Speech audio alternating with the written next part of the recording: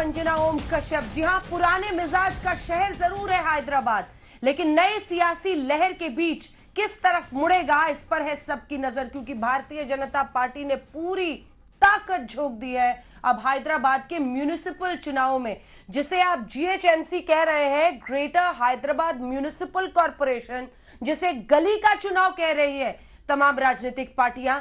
उन सब के बीच अब बीजेपी ने पूरी ताकत झोंक दी है, चाहे वो बीजेपी अध्यक्ष जेपी नड्डा हो, उत्तर प्रदेश के मुख्यमंत्री हो योगी आदित्यनाथ, या फिर अब खुद देश के गृह मंत्री अमित शाह, पूरी ताकत वहां पर उतर रही है।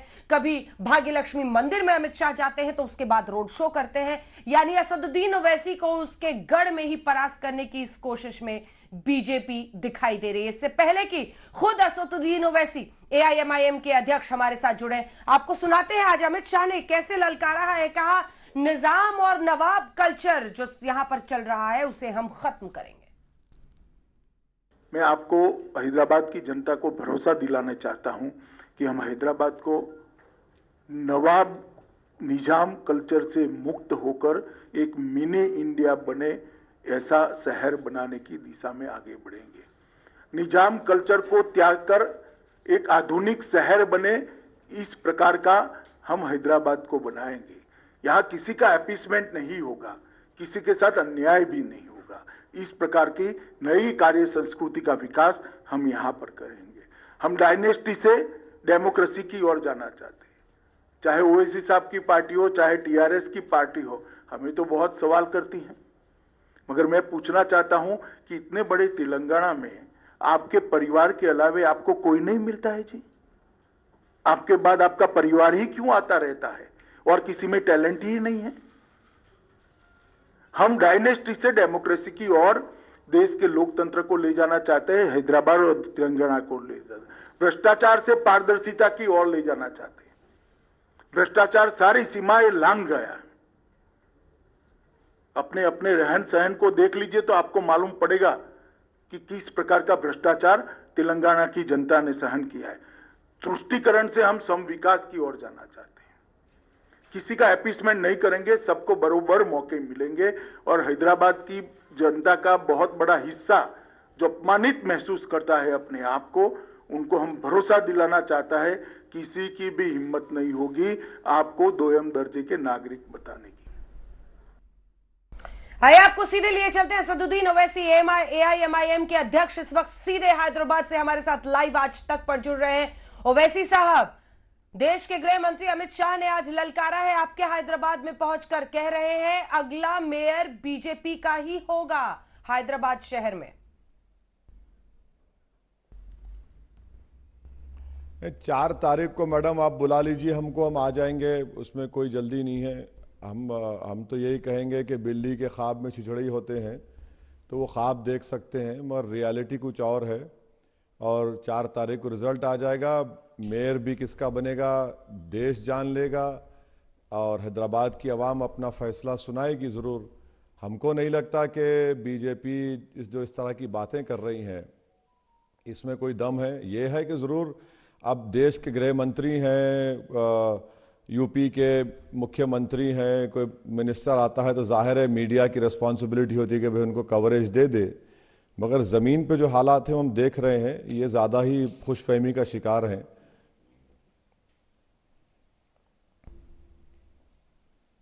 आप चाहें तो सर बिहार में चुनाव लड़े, आप चाहें पश्चिम बंगाल में लड़े, और ये लोकतंत्र का हिस्सा है, लेकिन अगर गृह मंत्री और यूपी के मुख्यमंत्री आ जाए तो इसमें क्या दिक्कत है?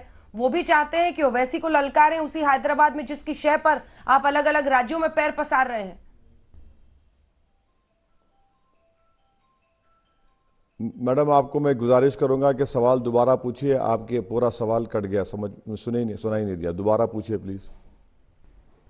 मेरा सवाल आपसे यह था सर कि आप चुनाव लड़ रहे हैं उत्तर प्रदेश में, बिहार में 5 सीटें आपने जीत ली है, पश्चिम बंगाल की तैयारी कर रहे हैं, आप जैसे पूरे देश में लड़ सकते हैं, वो भी तो हैदराबाद किसी की बपौती थोड़ी है। वो कह रहे हैं कि हैदराबाद में आएंगे, अच्छा है ना, ओवैसी को वहां पर ललकार रहे हैं जो आपका गढ़ है, किसमें कितनी ताकत है पता चल जाएगा। ओवैसी जी नहीं, मैं देखिए, मैं कभी किसी का मुखालिफत नहीं किया कि कोई लड़े ना लड़े। मैं तो चाहता हूं कि सब लोग लड़े, ये तो डेमोक्रेसी है। मैं कैसा बोलूंगा किसी को ना लड़े? बिल्कुल, हर डेमोक्रेसी में हर एक को इलेक्शन लड़ने का राइट है।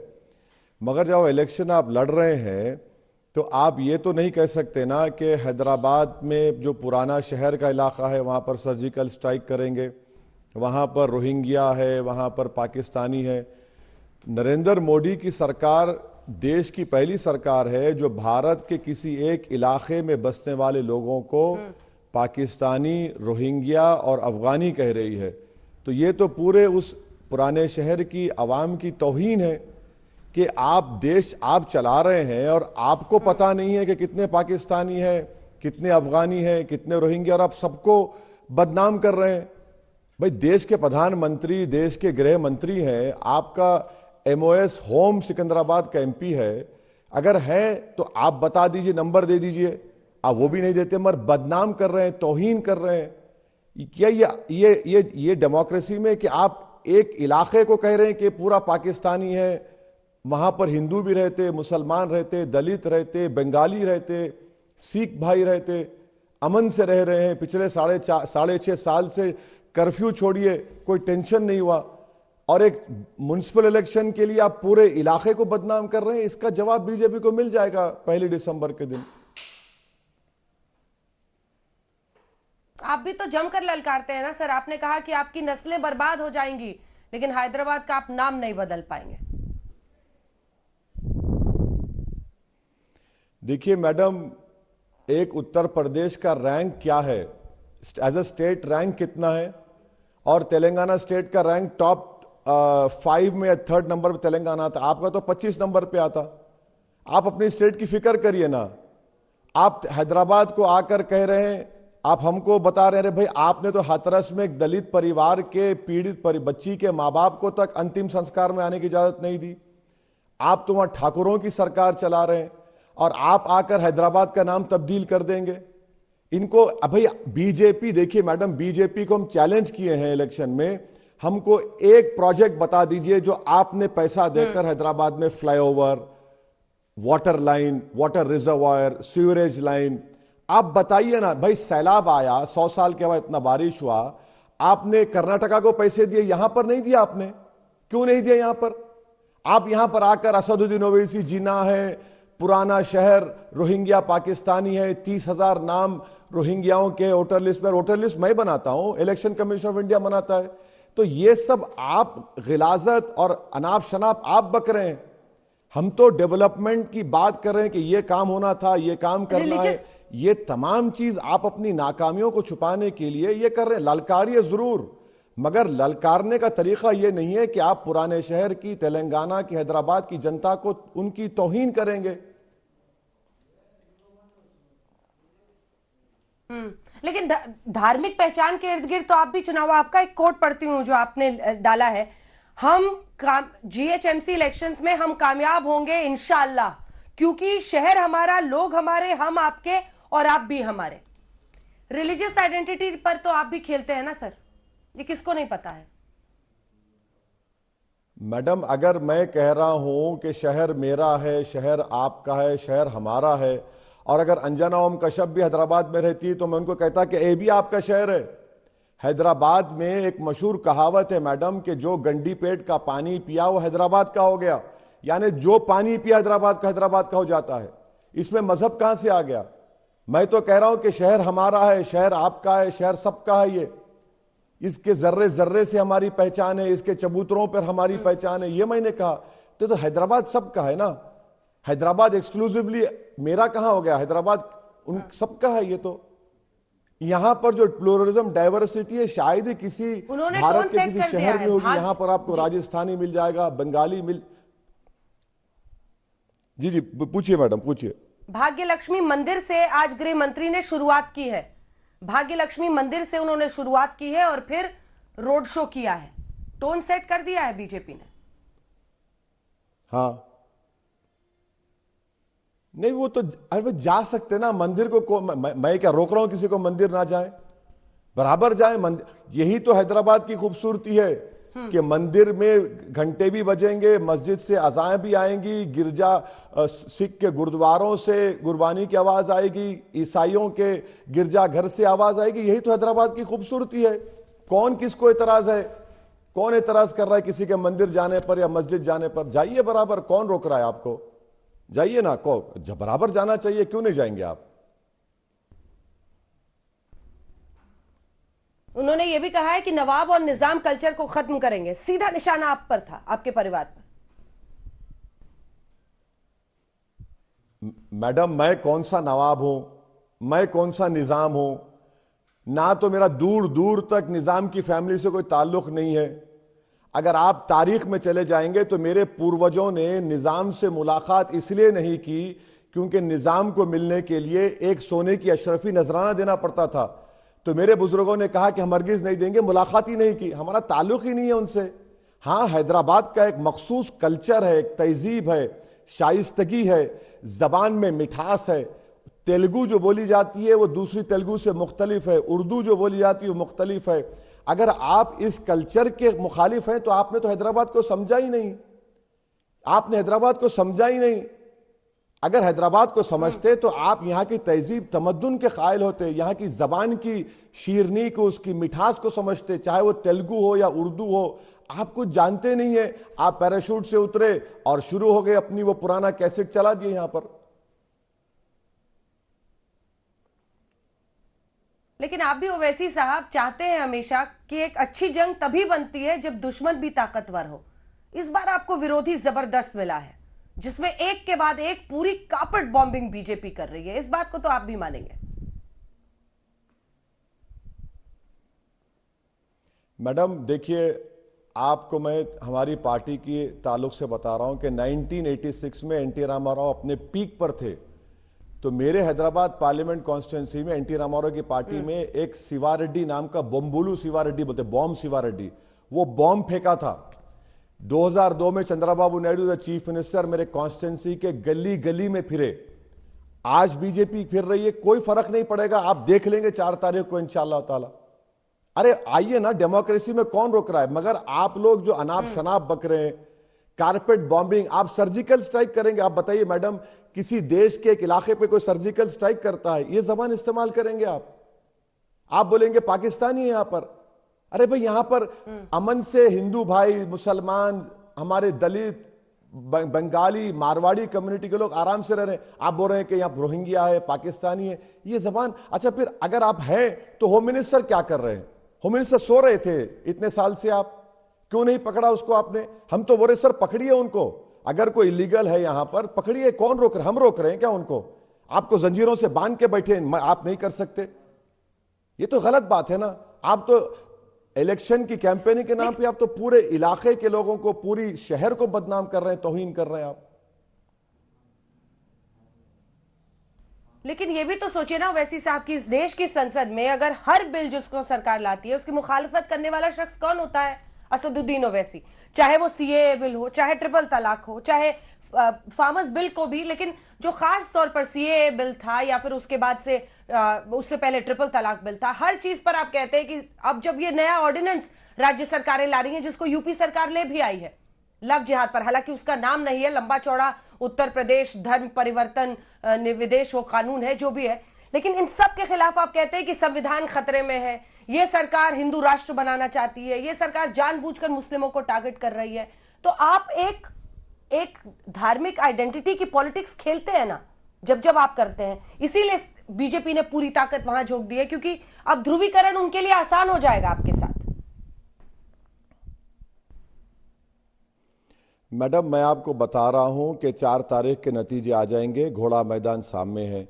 अब रहा सवाल कि मैं मुखालिफत करता हूं तो करना चाहिए ना मैडम, डेमोक्रेसी है, वरना तो नॉर्थ कोरिया हो जाएगा इंडिया, कि प्राइम मिनिस्टर नहीं रहेगा बल्कि किम जोंग हो जाएगा, कि बस आ गया और सब जने थाली मारो और उसको अंगूठा लगा दो।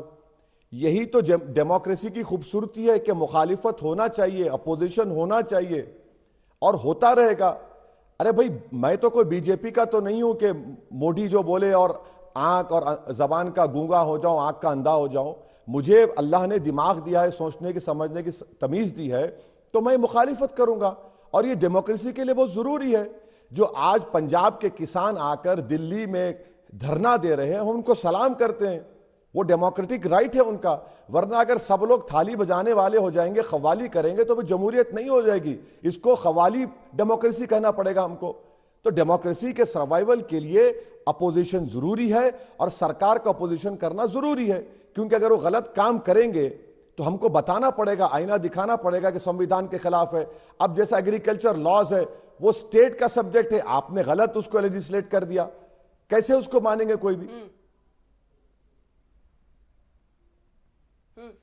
आपकी नजर से जरा ये मैं समझना चाहती हूं, ये बीजेपी का जो जबरदस्त अचानक से इंटरेस्ट, ये दिलचस्पी जागी है हैदराबाद के म्युनिसिपल चुनाव में, ये क्यों लगता है आपको? ऐसा क्यों है? ओवैसी की वजह से? नहीं, उनका, आप देखिए, उनका राइट है। फार्मर्स के मसले पे कुछ नहीं करना चाह रहे, कोविड के मसले पे कुछ नहीं करना चाह रहे, तो देश की तवज्जो हटाने के लिए पूरे यूनियन मिनिस्टर्स को यहां पर भिजा देते हैं और यहीं पर वो अपना प्रोग्राम चलाते हैं। तो लड़ने से कोई उसके वो नहीं है, लड़िए जरूर। वहां जरूर मैंने ये कहा कि इतने मंत्री आए दिल्ली से कि शायद अगर डोनाल्ड ट्रंप को भी बुला लेते तो ठीक होता। अब कोई बचा ही नहीं। उसके बाद भी अगर जो नतीजा निकलेगा तो यानी पहाड़ खोद के चूहा भी नहीं निकाल पाएंगे इंशाल्लाह ये लोग।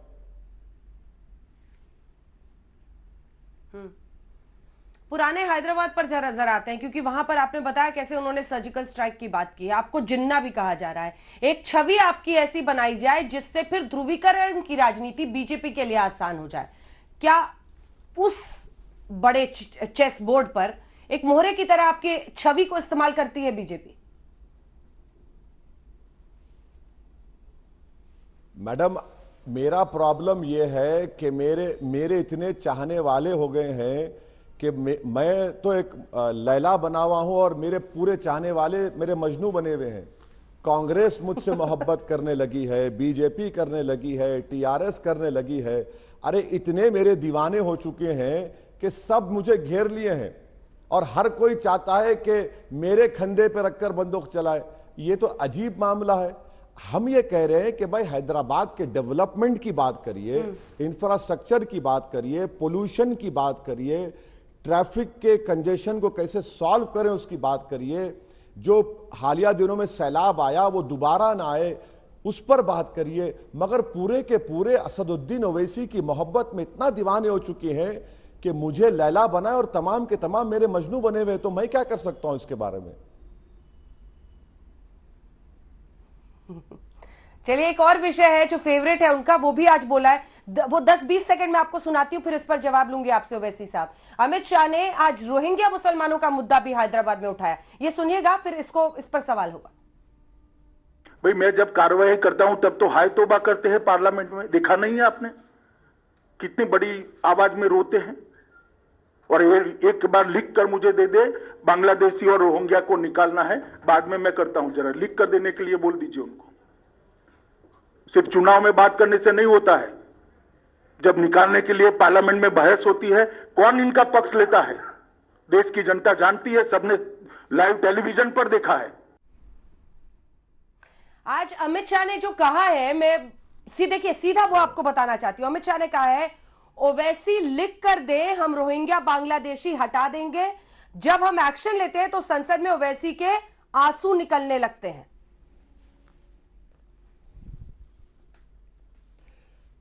अमित शाह इस देश के पहले होम मिनिस्टर हैं जो एक एमपी से कह रहे हैं कि मुझे लिख कर दो कि हैदराबाद में इल्लीगल पाकिस्तानी रोहिंग्या है, तभी मैं कोई एक्शन लूंगा। आपको, अमित शाह को मेरी परमिशन की जरूरत है क्या मैडम? देश का गृह मंत्री मैं हूं क्या? अरे क्या मजाक कर रहे अमित शाह? यानी एमपी लिख कर दे आपको, ये आपका काम है ना? कि जब वो एक्शन लेते हैं तो आप रोने लगते हैं, संसद में आंसू रोने लगते हैं। मैडम सुनिए, ये तो वही अमित शाह की जबान है कि 40 लाख दीमक हैं आसाम में। कहां निकले 40 लाख मैडम? ये पहला होम मिनिस्टर है जो एमपी से कह रहा मुझे लिख कर दो बेटा, गलती हो रही है तो लिख कर दे दीजिए। आप क्या कर रहे हैं जनाब? आप तो देश के होम मिनिस्टर है ना, आपको नहीं मालूम, अगर आपकी पार्टी ने कहा था कि यहां पर अफगानी है, रोहिंग्या है, पाकिस्तानी है, 30,000 वोटर लिस्ट में नाम रोहिंग्या के, ये आपके स्टेट प्रेसिडेंट ने ये बकवास की है, मैंने तो नहीं कहा। मगर अमित शाह कह रहे मुझे लिख कर दो। अरे लिख कर देने का क्या है, आप देखिए ना, ये आपका काम है, आपको कब से मेरी इजाजत लेना पड़ा? ये तो अजीब बात कर रहे हैं, यानी ये तो ऐसा हो गया कि नाच ना जाने तो आंगन टेढ़ा। हटाया जाए तो आपका आपको कोई काम, दिक्कत आप नहीं मुझसे है ना? परमिशन लेंगे? ओवैसी जी, वहां से रोहिंग्या मुसलमानों को अगर वहां से हटाया जाए तो आपको कोई दिक्कत नहीं है ना? ये सुनना चाह रहे हैं वो। हाँ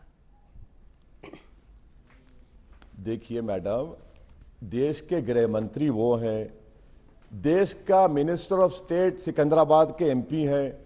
आपके पास अगर इंफॉर्मेशन है तो 1 घंटे के अंदर आज तक पर अंजना ओम कश्यप को भिजा दीजिए कि इतने पाकिस्तानी हैं जो इलीगल स्टे कर रहे हैं, इतने रोहिंग्या हैं जिनको यूएनएचसीआर का कार्ड नहीं है, इतने अफगानी इलीगल स्टे कर रहे हैं। मैं रिक्वेस्ट कर रहा हूं अमित शाह साहब से, प्लीज आपको दे दीजिए ना, अंजना ओम कश्यप को डाल दीजिए।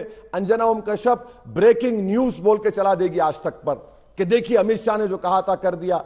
आपके पास कुछ है ही नहीं, आप सिर्फ हवाई फायरिंग करते डराने के लिए, लोगों में नफरत फैलाने के लिए। और ये अजीब होम मिनिस्टर है, ओवैसी जी लिख कर दे। अरे आप क्यों है गृह मंत्री फिर?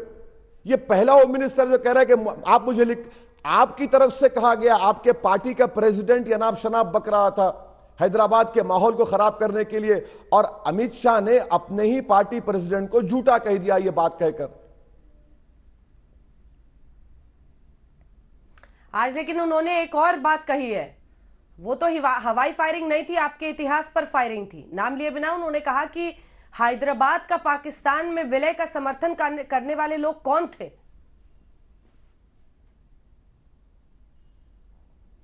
देखिए मैडम, जो हैदराबाद की तारीख का हिस्सा है वो हिस्सा मुझसे ताल्लुक नहीं रखता। मैंने बार बार कहा कि मेरी पार्टी जो कासिम रजवी की पार्टी नहीं है, ये पार्टी अब्दुल वाहिद ओवैसी की पार्टी है। जो रजाकार थे वो पाकिस्तान भाग गए, जो वफादार हैं भारत के वो आज आपके सामने बैठकर आपके सवालों का जवाब दे रहे हैं, जिसको भारत के संविधान पर अटूट भरोसा था, है और रहेगा।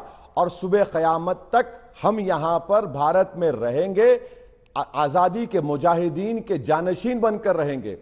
तारीख में अगर आप जाएंगे तो सावरकर ने भी अंग्रेजों से माफी का खत लिखा था, और मेरे बुजुर्गों ने, जो अल्लामा फजल खैराबादी है, उन्होंने कहा कि हम फांसी की फंदे पर चले जाएंगे मगर अंग्रेजों से माफी नहीं चाहेंगे। ये तारीख का हिस्सा भी है।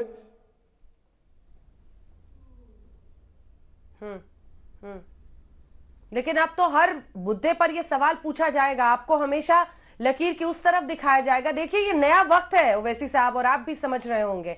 एक तरफ राष्ट्रवाद है, हिंदुत्व है, भाग्यलक्ष्मी मंदिर से प्रचार है, चाहे वो लव जिहाद का कानून है जो राज्यों में आ रहा है, और दूसरी छोर पर आप खड़े हैं जहां से आप ये कह रहे हैं कि नस्लें तुम्हारी बर्बाद हो जाएंगी लेकिन हम हैदराबाद का नाम नहीं बदलने देंगे।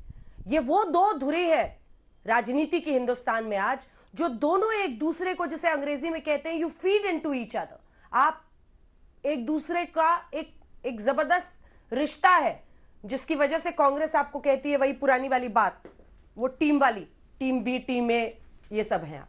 लेकिन ये सच्चाई है कि हिंदुस्तान की राजनीति आज ऐसी जगह पर खड़ी है जिसमें एक छोर पर अगर वो है तो दूसरे छोर पर आप हैं, और आप दूसरे किसी न किसी तरीके से एक दूसरे को एम्पलीफाई करते हैं, बड़ा बनाते हैं। मैडम, मैं आपसे फिर से अर्ज कर रहा हूं कि समंदर के दो किनारे कभी नहीं मिल सकते, ना मिलेंगे। अब मेरा हाल ऐसा है कि हैदराबादी लिंगों में कहते हैं कि मेरा हाल ऐसा हो गया कि गरीब की जोरू सबकी भाभी होती है, तो वो मेरा हाल करके रख दिए हैं। तो भाई इधर से कांग्रेस बोलती है, उधर से बीजेपी बोलती है, बोला जाए भाई, बहुत अच्छा है, आप मेरी और मेरी पार्टी को पॉपुलर कर रहे हैं, क्योंकि आपके पास दिखाने को कुछ नहीं है सिवाय असदुद्दीन ओवैसी के। बीजेपी अपना इलेक्शन मैनिफेस्टो जारी करती है, उसमें मेरा चेहरा लगाती है। लोगों ने देखकर कहा कि हाँ देखो अच्छा चेहरा है, देखने के काबिल है, कोई एतराज नहीं, करिए, हमको फर्क नहीं पड़ता। मगर देश में बीजेपी का अपोजिशन होना चाहिए। इसलिए होना चाहिए कि बीजेपी फैसिज्म को प्रमोट कर रही है, बीजेपी हिंदुत्व आइडियोलॉजी पर अमल कर रही है, बीजेपी मेजॉरिटियन पॉलिटिक्स पर चल रही है। और रहा सवाल कांग्रेस पार्टी का, तो मैडम अहमद भाई के इंतकाल के बाद अल्लाह उनको जन्नत नसीब करे, कांग्रेस का शीराजा बिखर जाएगा। जिस तरह सल्तनत मुगलिया में रशीद खिदवाई जर्नलिस्ट ने लिखा कि निजामुल मुल्क ने जैसा मुगलों का साथ छोड़ा, मुगलों की साख बिखर गई, वैसे ही कांग्रेस का हाल होने वाला है। अभी देखना आप। एक गुजारिश आपसे करूं सर, अगर आप बुरा ना माने तो। मैं जो आपने मुहावरा इस्तेमाल किया उसके खिलाफ हूं, गरीब की जोरू। कोई नहीं कहता कि जो गरीब है वो सबका पति बन जाएगा। ये मतलब महिलाओं को इस तरह की परिस्थिति में दिखाना, मैं इसके पर्सनली थोड़ा खिलाफ हूं। तो मुझे लगता है ऐसे मुहावरे से आप जैसे लोगों को कम से कम बचना चाहिए। आपको पूरा इख्तियार है, आप मुझसे इख्तलाफ रखिए। मैं किसी की तौहीन में नहीं बोला हूं, वो एक कहावत है और आपको इख्तलाफ करने का पूरा इख्तियार है। मैडम मैं आपकी इज्जत करता हूं, बिल्कुल इख्तलाफ करिए मुझसे आप। मैं बिल्कुल आपका एहतराम करता हूं, बिल्कुल करिए। जी, इसीलिए मुझे लगा मैं बोलूं। लेकिन चलिए, अब तो सर 1 दिसंबर को वोटिंग होगी और फिर 4 को काउंटिंग होगी, सब कुछ तय हो जाएगा। लेकिन हाई सस्पेंस अगर कोई इलेक्शन पॉलिटिकल थ्रिलर है, मुझे तो लगता है बिहार से भी ज्यादा यहां पर घमासान हो गया है, वो है हैदराबाद शहर में। और चलते चलते एक बार जल्दी से आपको बस ये जो उनका जीत का दावा है उस पर एक आखिरी चुनौती आपकी तरफ से क्या होगी, क्योंकि आज प्रचार भी खत्म हो चुका है, जल्दी से।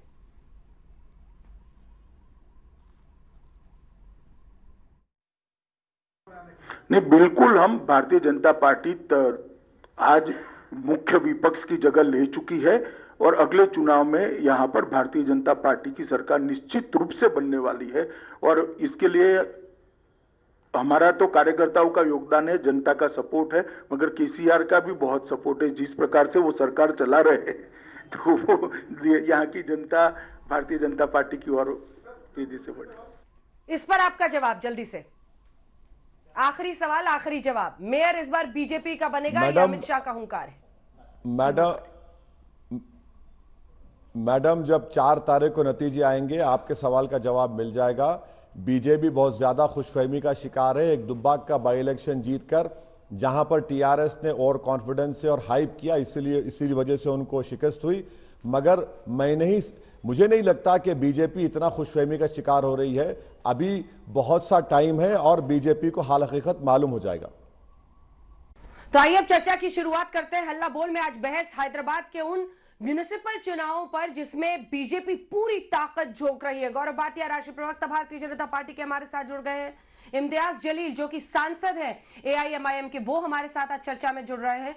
मधु गौर याक्षी जी, कांग्रेस के नेता, हमारे साथ जुड़ रहे हैं। गौरव भाटिया जी, आपके साथ शुरुआत करते हुए, मतलब न सिर्फ बीजेपी अध्यक्ष, उत्तर प्रदेश के मुख्यमंत्री, आपके स्टार प्रचारक, अब गृह मंत्री अमित शाह भी पहुंच गए हैं। भाग्य लक्ष्मी मंदिर में पूजा की है, रोड शो पर रोड शो आपके नेता कर रहे हैं। आखिर क्या लक्ष्य है हैदराबाद में इतनी ताकत झोंकने के पीछे? क्या ओवैसी के साथ सीधा टकराव करके पूरे देश में ध्रुवीकरण की आपकी स्ट्रैटेजी है?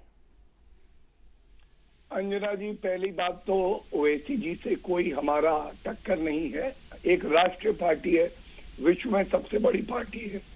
लेकिन आप याद करिए, जब हमारी पार्टी के राष्ट्रीय अध्यक्ष जेपी नड्डा जी गए थे तो उन्होंने एक बहुत अच्छी बात कही थी।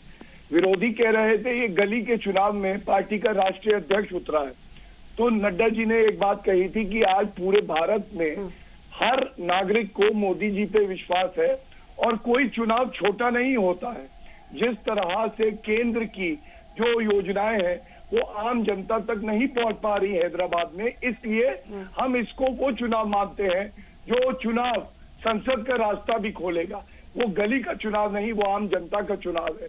दूसरी बात, जिस तरह से भ्रष्टाचार, परिवारवाद और सांप्रदायिक राजनीति हैदराबाद में देखी गई है, उसका हम खात्मा करने आए हैं और हम सुनिश्चित करेंगे कि विकास के मुद्दे पे, हिंदू अस्मिता के मुद्दे पे और जो भ्रष्टाचार और वंशवाद है उसकी समाप्ति हो। और इसका बिगुल बच चुका है। आज जब श्री अमित शाह जी वहां पे रोड शो कर रहे थे, आप देखिए पूरा क्षेत्र भाजपा में हो गया था। जो उत्साह हमने कार्यकर्ताओं में देखा, ये बिगुल बजा है कि अब टीआरएस की खैर नहीं और भारतीय जनता पार्टी जीतने जा रही है। ये जो आपने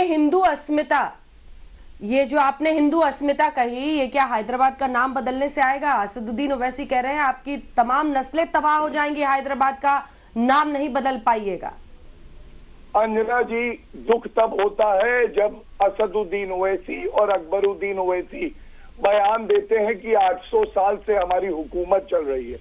हमारी आजादी को 70 साल हुए, आप क्यों कहते हैं कि हमारी 73 साल हुए? क्यों कहते हैं हमारी हुकूमत चल रही है? और इसीलिए चाहे श्री अमित शाह जी हो, चाहे नड्डा जी हो और चाहे वो योगी जी हो, एक बात बिल्कुल स्पष्ट कर दी है कि सांप्रदायिक राजनीति हम नहीं होने देंगे। और ओवैसी जी ने अभी भी क्या कहा? उन्होंने कहा कि तुम लोगों की नस्ल खत्म हो जाएगी लेकिन नाम नहीं बदला जाएगा।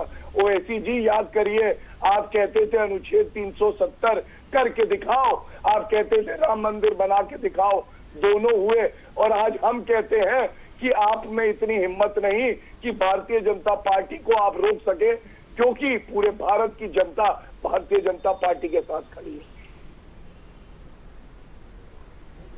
इम्तियाज जी, ये कौन सी पॉलिटिक्स है? तुम्हारी नस्लें बर्बाद हो जाएंगी, शहर का नाम नहीं बदल पाओगी, ये कौन सी पॉलिटिक्स है? जी, आप मुझसे सवाल करने से पहले थोड़ा गौरव साहब से अगर ये सवाल कर देते कि नगर निगम चुनाव के अंदर हर राजनीतिक पार्टी ये इलेक्शन लड़ रही है, बिल्कुल लड़ना चाहिए, हमारा कहीं पर भी इस बात का विरोध नहीं है, लेकिन जिस तरह की भाषा की शुरुआत भारतीय जनता पार्टी के वरिष्ठ नेताओं ने करी है कि एक वरिष्ठ नेता कहता है कि अगर हम चुनकर आ जाते हैं तो अवैसी बंधुओं को अपने पैरों के नीचे रखेंगे, दूसरा कहता है कि हम पुराने शहर के अंदर सर्जिकल स्ट्राइक करेंगे, तीसरा कहता है असदुद्दीन ओवैसी को वोट देने का मतलब यह है कि जिन्हा को वोट देने का मतलब यह है कि आप इस स्तर के ऊपर आ गए हैं। और आप ये जो कह रहे हैं कि हर चुनाव छोटा या बड़ा होता है, मैं तो गौरव साहब को चुनौती देता हूं कि मुझे बताइएगा कि देश का ऐसा कौन सा नगर निगम का चुनाव था कि जहां पर देश के गृह मंत्री 9-9 घंटे का वक्त देते हैं ऐसे समय के ऊपर जब किसान वहां पर उनसे 2 मिनट के लिए बात करने के लिए इंतजार कर रहे हैं। मुझे बताइएगा कि जेपी नड्डा साहब जो भारतीय जनता पार्टी के नेता है, राष्ट्रीय नेता, वो यहां पर आ जाते हैं, केंद्रीय मंत्रियों की एक फौज यहां पर आकर बैठ जाती है, मुख्यमंत्रियों की एक फौज आकर बैठ जाती है, तो गौरव साहब इसको खौफ कहते हैं, इसको डर कहते हैं।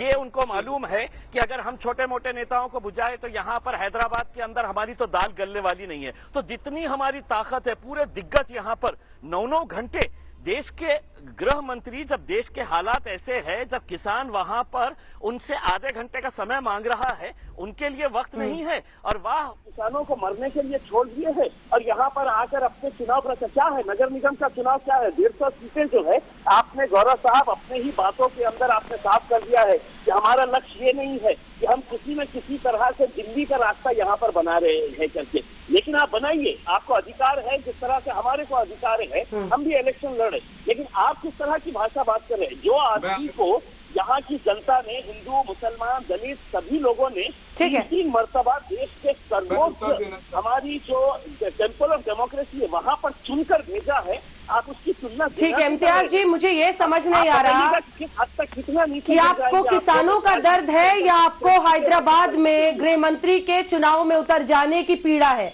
मिस्टर इम्तियाज जलील, ये समझ नहीं आ रहा कि आपको किस बात का, किसानों का दर्द है या फिर एचएम खुद कूद रहे हैं वहां चुनाव में, इस बात का दर्द है। मैं आऊंगी, लेकिन इस पर एक ऐसी पार्टी जो कहती है हम हर राज्य में चुनाव लड़ेंगे, वो बीजेपी को यहां ताकत झोंकने पर क्यों परेशान हो रही है, सवाल मैं पूछूंगी। लेकिन उससे पहले गौरव भाटिया जी, किसान भी तो इंतजार कर रहे हैं बॉर्डर पर। देखिए अनुरा जी, किसानों की बात पे नरेंद्र मोदी जी, प्रधानमंत्री जी खुद कह चुके हैं कि अगर भारत की कोई रीढ़ की हड्डी है तो वो किसान है, और किसान का हमेशा सम्मान भारतीय जनता पार्टी करती आई है, और बातचीत की बात भी हो गई है। जल्दी तो पहले उनसे मिल लेते सर, फिर हैदराबाद चले जाते। मैं समझता हूं कि कृषि मंत्री जी का बयान भी आपने सुना होगा, वो भी किसानों के संपर्क में है, कृषि सचिव ने भी बात करी थी, हम उसका हल निकाल लेंगे। लेकिन आज का जो चर्चा का मुद्दा है, भाषा और स्तर, 2 शब्दों का इस्तेमाल किया गया। नस्ल खत्म हो जाएगी, बताया नहीं इम्तियाज जी ने किसकी नस्ल खत्म कर रहे हैं, उसी नस्ल को खत्म करना चाहते हैं जिसपे अकबरुद्दीन ओवैसी कहते हैं 800 साल हुकूमत करी है। और दूसरी बात, 15 मिनट के लिए पुलिस हटा दो, ये भाषा का स्तर आपका है। आपकी पार्टी में मुस्लिमीन आता है, इससे ज्यादा शर्म की बात क्या है कि आपका पार्टी का नाम ही सांप्रदायिक है। और मैं सबसे बड़ी बात कहूंगा कि फिर से पुनः कहता हूं, विकास की धारा हैदराबाद सिकंदराबाद पहुंचेगी, उसे कोई रोक नहीं सकता। केंद्र का जो फंड आता है जिसमें घोटाले होते हैं प्रदेश सरकार द्वारा, उसको हम खत्म करेंगे, घोटाले नहीं होंगे, आम जनता का हित होगा। हमारा मैनिफेस्टो भी यही कहता है अंजना जी कि जो बच्चे हैं उनको शिक्षा मिले, स्वास्थ्य सेवा बेहतर हो।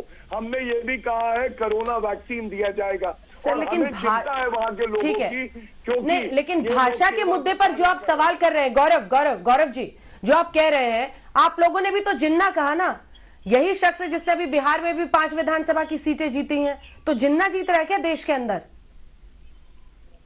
जिन्ना एक सोच का प्रतीक है। वो सोच थी कि एक वर्ग धर्म विशेष का हम आगे बढ़ाएंगे, बाकी सबको पीछे रखेंगे। और AIMIM और इस तरह की जो पार्टियां हैं, इससे बेहतर उदाहरण अंजना जी जिन्ना की सोच का कोई हो ही नहीं सकता। आप इनके बयान निकाल लीजिए, आपका कार्यक्रम छोटा पड़ जाएगा। अगर आज असदुद्दीन ओवैसी होते तो मैं उनसे पूछता, उनका बयान है, इम्तियाज जी बताएं कि पार्लियामेंट में और विधायिका में मुसलमानों की बर्बादी के कानून बनते हैं।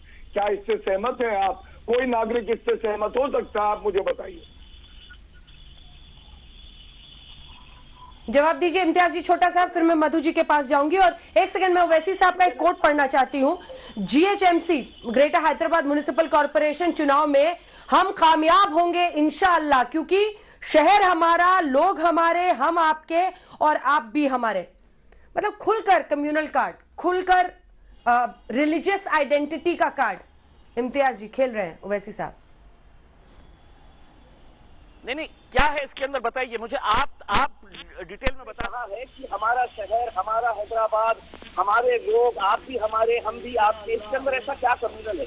देखिए प्रॉब्लम तो यही है ना कि हमारे एक एक शब्द को इस तरह से तीर मरोड़ से पेश किया जाता है, पोस्टमार्टम किया जाता है। गौरव साहब से मैं एक सवाल करना चाहता हूँ, हैदराबाद के मुसलमानों की इतनी फिक्र है आपको, असदुद्दीन ओवैसी के बारे में आप कहते हैं कि फिरका परस्त है, सांप्रदायिक है, ऐसी पार्टी है, वैसी पार्टी है। यही वो पार्टी है जो हैदराबाद के अंदर हमारे हिंदू भाइयों को तक हमने टिकट दिया है, हमने दलित भाइयों को भी टिकट दिया है। चलिए गौरव साहब ये बताइएगा कि बहुत बड़े बड़े नारे लगाने वाले आपके मोदी साहब ने कहा था कि सबका साथ सबका विकास, हैदराबाद के अंदर एक टिकट अगर मुसलमानों को दे देते तो हमको भी लगता है कि भारतीय जनता पार्टी यहाँ के मुसलमानों के जो पुराने शहर जो हमारा घर है वहां से एक ये होते कि मुसलमानों को हम टिकट दे रहे हैं, मुसलमानों को भी जिता के लेकर आने का है। आप अगर राजनीति करेंगे तो आपकी लीला, हम कुछ भी करेंगे तो बस हमारे अंदर कैसा नुस्खा निकालने का है। और हम तो ये कह रहे हैं कि अमित शाह क्यों, कल तो हमारे वजीर आजम नरेंद्र मोदी हैदराबाद, ये तो आपने कमजोर नफ्स पे हाथ रख दिया। कहना था ऐसा सवाल यहाँ पर। अब गौरव जी कहेंगे हम तो सबका साथ, सबका विकास, सबका विश्वास रखते हैं। ठीक है, जैसे आप पूछेंगे कि टिकट किसी मुस्लिम को क्यों नहीं देते, जैसे पूछेंगे आप किसी टिकट मुस्लिम को क्यों नहीं देते, तो गौरव जी कहेंगे हम तो सबका साथ, सबका विकास, सबका विश्वास करते हैं। वो पुरानी इस पर बात होगी। एक बार मैं गौरव जी आ रही हूँ जवाब लेने, जल्दी से एक बार मधु जी के पास चलते हैं। मधु जी, आपने लेकिन पुराने हैदराबाद में कई मुस्लिम कैंडिडेट उतारे हैं, क्या नजर उस मुस्लिम मतदाता पर है जिसकी वजह से ऐसा कदम उठाया गया है? और इन चुनावों में जो ये पूरा नैरेटिव प्ले आउट हो रहा है उसमें मामला एकदम TRS AIMIM वर्सेस BJP दिख रहा है, आप क्या कहेंगे? अंजना जी, ये चुनाव ग्रेटर हैदराबाद म्युनिसिपल कॉर्पोरेशन की है। हैदराबाद की तरक्की के लिए, हैदराबाद की प्रोग्रेस के लिए केंद्र सरकार, बीजेपी सरकार ने क्या किया, स्मार्ट सिटी के तौर से क्या किया आप हैदराबाद के लिए। हैदराबाद एक IR प्रोजेक्ट की कांग्रेस सरकार में है, इसको रद्द कर दिया था बीजेपी सरकार ने। उससे 3 लाख लगभग नौकरी मिल सकती थी, कई लाखों का इन्वेस्टमेंट आ सकता था। उससे तो चर्चा नहीं कर रहे हैं क्योंकि बीजेपी के पास कोई है ही नहीं है। ये स्मार्ट सिटी हो गया कि सेफ सिटी हो गया, हैदराबाद की मेट्रो एक्सपेंशन के लिए कुछ किया ही नहीं। तो आज बीजेपी के नेता लोग, केंद्र मंत्री लोग आते हैं, इसकी प्रोग्रेस की बात नहीं करते हैं, 6 साल से हैदराबाद के लिए, तेलंगाना राज्य के लिए बीजेपी सरकार, केंद्र सरकार ने क्या किया? आप विकास की बात करते हैं बीजेपी, उस पर बात करिएगा। जो बीजेपी हैदराबाद के सियासी घमासान में भारतीय जनता पार्टी ने न सिर्फ अपने अध्यक्ष जेपी नड्डा बल्कि उत्तर प्रदेश के मुख्यमंत्री योगी आदित्यनाथ, गृह मंत्री अमित शाह को भी झोंक दिया है। सामने से ओवैसी मुकाबला कर रहे हैं। इसी पर हल्ला बोल में आप देख रहे थे बहस, देखते रहिए आज तक।